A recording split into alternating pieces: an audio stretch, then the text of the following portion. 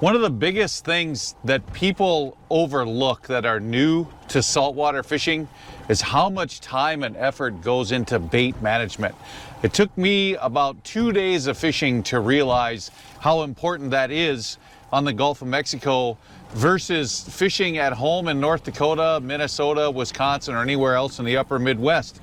I'm so used to just pulling into the bait shop, walking in, getting 3 scoops of minnows, 4 dozen night crawlers, and a half a pound of leeches, and you go fishing. You don't have to worry about, are they gonna be there? Are they gonna have enough? In the Gulf of Mexico, if you don't catch it, most days you can't use it. So I've spent a lot of time learning the behaviors of bait fish so I can always have them. And not just have them, but have them long term. So one way to catch bait fish is with a cast net, and I'm learning the best I can.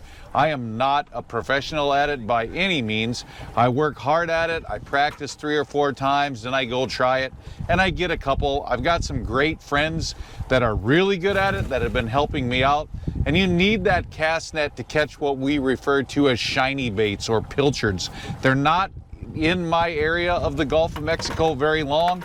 So we catch a bunch, we fish with them when they're alive, when we can, and then we freeze them and store them long term to use later in the winter when we're fishing near shore and offshore for grouper and snapper and things like that. Pinfish are another bait fish that you can catch in a cast net, but I have found that you can trap pinfish very, very effectively. I've gotten pretty dang good at it the last couple years. We had a great haul today, and I catch as many as I can and then place them in a holding pen. I've got a very, very large holding pen. I can hold hundreds and hundreds of minnows long term. The only bad part about using traps and holding pens is you have to trust your fellow mankind that they're still going to be there next time you go to get them. Sometimes they have a tendency to disappear, but that's a small price to pay to make sure you have bait.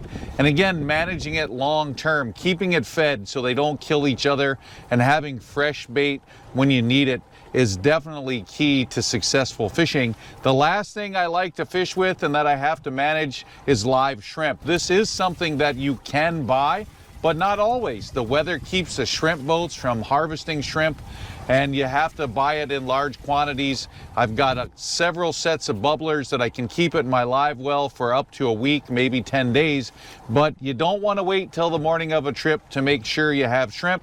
Many times you'll pull into a bait station and they'll say, sorry, we've been out for 3 days and you don't have any. So again, bait management, it rises to the top down here. It's not just knowing where the fish are and knowing what to put in front of them to catch them, but you better plan 2 or 3 days in advance to make sure you have the right bait and enough of it to go out there and enjoy your time on the Gulf of Mexico.